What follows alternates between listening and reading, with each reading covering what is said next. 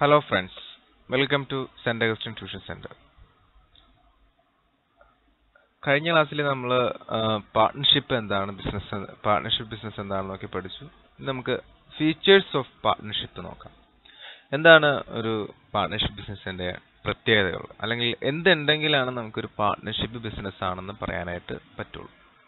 ഏറ്റവും പ്രധാനപ്പെട്ട പ്രത്യേകത, രണ്ടോ അതിലധികമോ വ്യക്തികൾ എന്ത് ചെയ്യണം, ബിസിനസ്സിൽ തീർച്ചയായിട്ടും വേണം. അതാണ് ആദ്യത്തെ പ്രത്യേകത. ഇതാണ് 2 or more persons. ഒരു പാർട്ണർഷിപ്പ് ബിസിനസിന്റെ ഏറ്റവും ആവശ്യമായ ഘടകമാണെന്ത്? 2, രണ്ടോ അതിലധികമോ വ്യക്തികൾ, 2 or more person വേണം. മിനിമം നമുക്ക് വേണ്ടത് മിനിമം 2 പേര്. മാക്സിമം നമുക്ക് വേണ്ടത് 20 പേര്. മാക്സിമം 20. ഈ മാക്സിമം 20 എന്ന് പറയുന്ന കാര്യം 1932 ആക്ടിൽ പറയുന്നില്ല, മനസ്സിലായോ? ഈ മാക്സിമം പറയുന്നത് എവിടെയാണ്?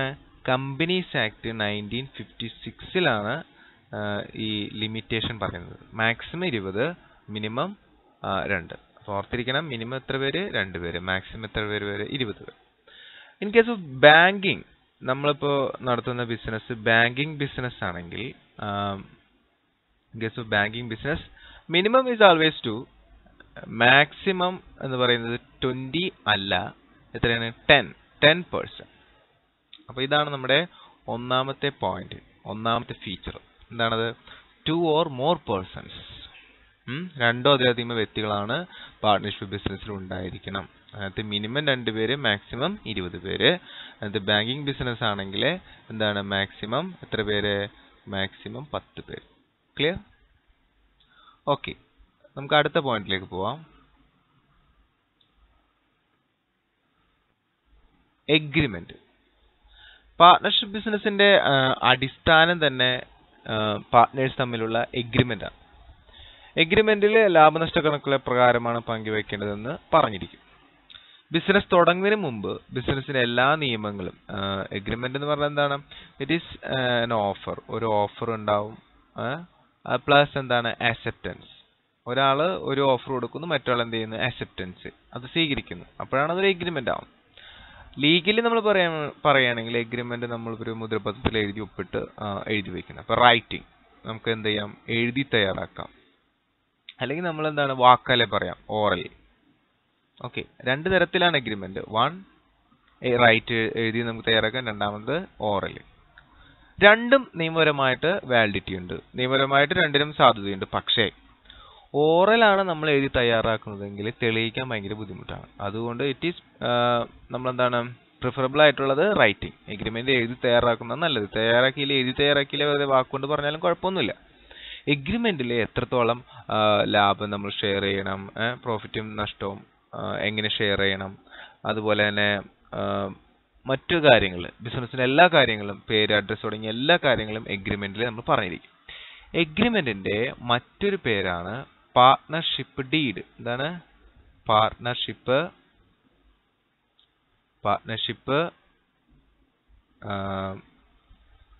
ഡീഡ്. DEED. എഗ്രിമെന്റ് വിളിക്കുന്ന മറ്റൊരു പേരാണ് പാർട്ണർഷിപ്പ് ഡീഡ്. നിങ്ങൾ ബിസിനസ് സ്റ്റഡീസിൽ +1 അത് പഠിച്ചിട്ടുണ്ടാവും. അപ്പൊ രണ്ടാമത്തെ പോയിന്റ് ആണ് എന്ത്? എഗ്രിമെന്റ്. എഗ്രിമെന്റ് എന്തായാലും വേണം, എന്നാലേ നമുക്ക് ഒരു പാർട്ണർഷിപ്പ് ബിസിനസ് ആണെന്ന് പറയാനായിട്ട് സാധിക്കും. ഓക്കെ, അടുത്തത് മൂന്നാമത്തെ പോയിന്റ്, ബിസിനസ്. തീർച്ചയായിട്ടും നമ്മൾ ഒരു പാർട്ണർഷിപ്പ് ബിസിനസ് എന്നാ പറയാം. ഒരു ബിസിനസ് വേണം.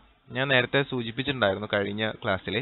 ഇപ്പൊ 2 പേർ ചേർന്നിട്ട് ഒരു സ്ഥലം വാങ്ങിച്ചിട്ടു, എന്നിട്ട് അതൊരു വിറ്റില്ല.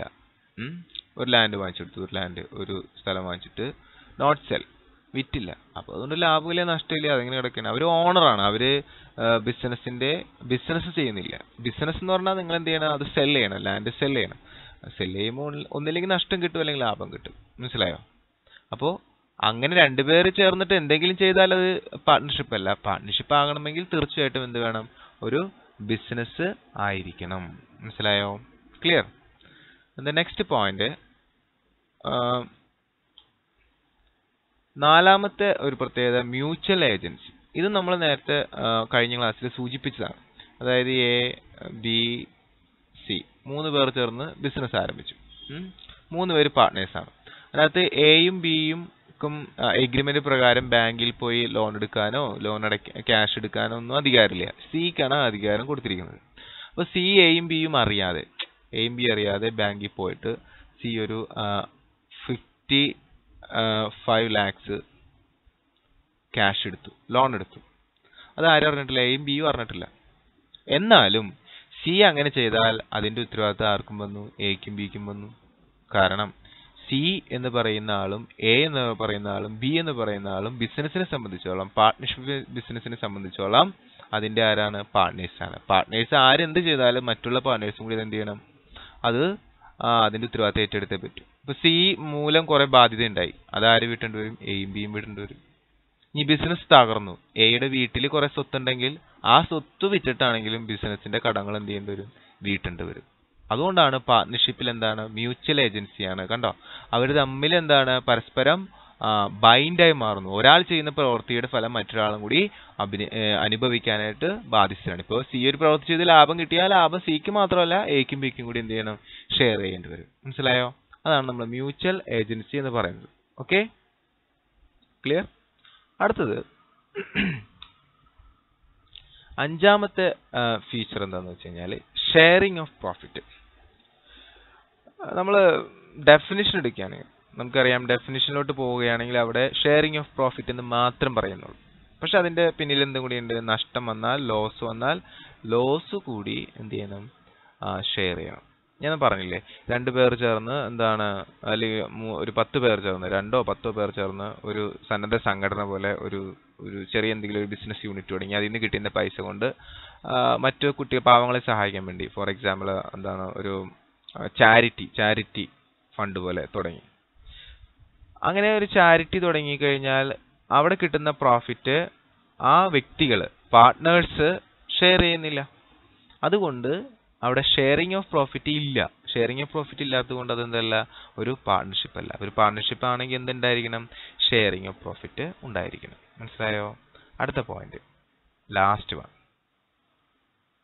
Liability of partnership. ഇത് വളരെ പ്രധാനപ്പെട്ട ഒരു പോയിന്റ് ആണ്, ലയബിലിറ്റി ഓഫ് പാർട്ട്ണർഷിപ്പ്. നമ്മൾ ഇതും സൂചിപ്പിച്ചു കഴിഞ്ഞു. എന്താണ്? അതായത് എ ബി സി 3 പേർ ചേർന്ന് ഒരു ബിസിനസ് ആരംഭിച്ചു, പാർട്ണർഷിപ്പ് ബിസിനസ്. അതിനകത്ത് എ ചെയ്യുന്ന എല്ലാ പ്രവൃത്തികളുടെയും ഉത്തരവാദിത്തം ആർക്കും കൂടി ആവശ്യപ്പെട്ടാണ്? ബിക്കും സിക്കും കൂടി. എ മൂലം ഒരു ബാധ്യത ഉണ്ടായാൽ അത് ആര് വീട്ടാൻ ബാധ്യസ്ഥരാണ്? ബിയും സിയും വീട്ടാനായിട്ട് ബാധ്യസ്ഥരാണ്. മനസ്സിലായോ? അൺലിമിറ്റഡ് ലയബിലിറ്റി ആണ്. എന്താണ്? അൺലിമിറ്റഡ് ലയബിലിറ്റി, അതായത് ലിമിറ്റേഷൻ ഇല്ല. നിങ്ങൾ എന്ത് ചെയ്യണം? മുഴുവനും കൊടുക്കണം. ഓക്കെ,